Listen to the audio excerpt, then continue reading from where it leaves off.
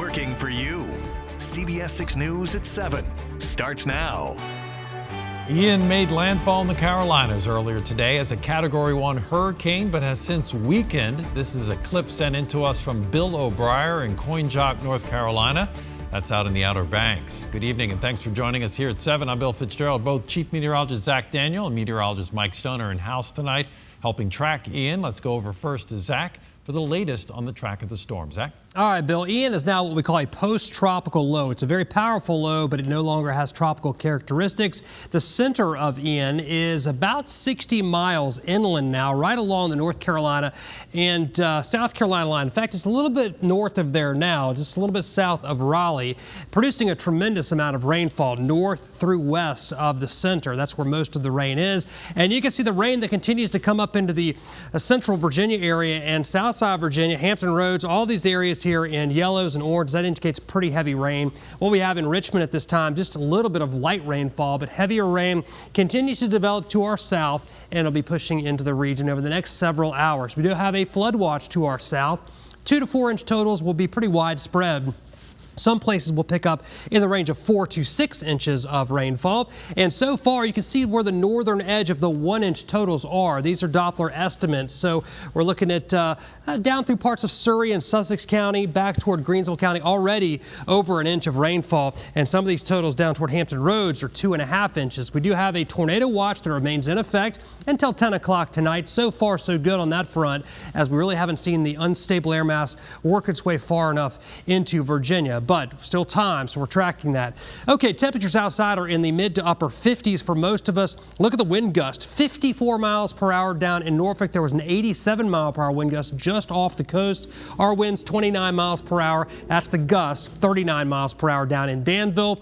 And we don't have any wind advisories for central Virginia, but we'll have those gusts over 30 at times. Back to our west, gust over 40. Over to our east, also gusts over 40 at times. We also have a coastal flood advisory, and also a coastal flood warning down to the south. Water levels 1 to 3 feet above normal at high tide through early tomorrow. And we're already seeing high levels on the James down near Osborne Landing, with the water coming all the way up to the top of the docks. For tonight, a 100% chance for rain. Temperatures will gradually warm up a little bit. Winds will remain pretty gusty. We'll talk more about what to expect through the weekend straight ahead. Thank you, Zach. As we mentioned, Ian strengthened over the Atlantic and hit the Carolinas earlier today as a hurricane, but has weakened since it made landfall. CBS's Michael George is in Folly Beach, just outside Charleston. Ian regained hurricane status at sea, barreling back to shore, this time on the Carolina coast. The storm surge came in with the tide and onto the streets, as forecasters warned of life-threatening flooding and dangerous storm surge. Storm surge flooding will be most problematic through mid-afternoon, but could certainly linger through the evening. Water rushed inland on Pawleys Island, quickly approaching the tops of street signs.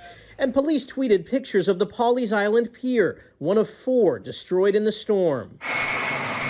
In Myrtle Beach, the fire department rescued residents trapped on the upper floors of an apartment building, while the police department warned drivers what not to do. I would ask people don't quit yet, because it's still coming. South Carolina's governor urged residents to hang tight and stay inside, and access to Charleston's historic Battery area was restricted. Here on Folly Beach, south of Charleston, the hurricane is moving out of the area, but it's leaving behind heavy flooding from streets to businesses to homes. Areas further out from the city, like Beaufort and Bluffton, escaped the worst of Ian, and residents are relieved. We're very fortunate. I feel sad for everybody else, but we're very fortunate. But caution is advised, with flooding expected to linger in the low country.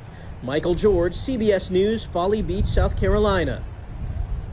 Local, state, and federal resources are coming together here in the Commonwealth to help wherever needed. That response will be directed from the state's Emergency Operations Center in Chesterfield, where our Cameron Thompson got a tour today.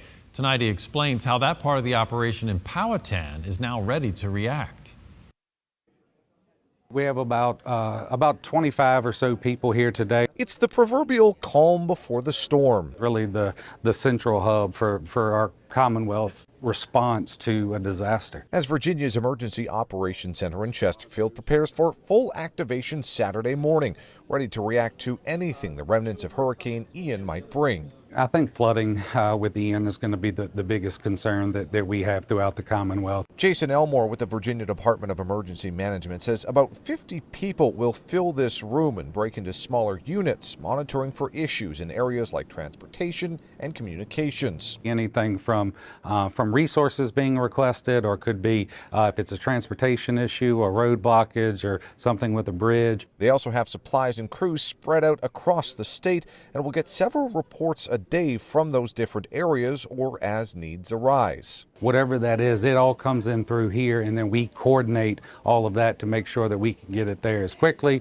and as safely and efficiently as possible. But if the state can't do it, they can look to the center of the room, where a team from FEMA and the Department of Defense is set up to fill in the gaps. Potential for needing air assets, to potentially support search and rescue or moving commodities or something like that. That is something you see pretty common around the country. And once the storm is finished, FEMA says they're also here to help any cities or counties apply for federal disaster declarations to give them more resources to recover. And part of that state response includes deploying the Virginia National Guard, over 60 around the state and over a dozen here in Powhatan County at an armory where they have Humvees and trucks ready to go. And the other reminder from FEMA and VDEM is that Ian's entering Virginia on the last day of National Preparedness Month to serve as a reminder to always have an emergency kit and plan ready to go. Working for you in Powhatan County, Cameron Thompson, CBS 6 News. And because of the weather, Chesterfield and Henrico schools have canceled all after-school activities tonight. That means many high school football games are canceled or postponed. And because of that, there'll be no Final Score Friday tonight at 11. It will resume next week.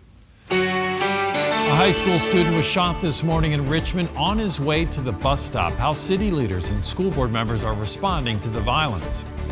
And you're taking a live look now. This is Myrtle Beach, South Carolina. Looks like the storm has kind of come through that area and gone. Chief Meteorologist Zach Daniel and meteorologist Mike Stone continue to track Ian. We'll have another update from them a little bit later.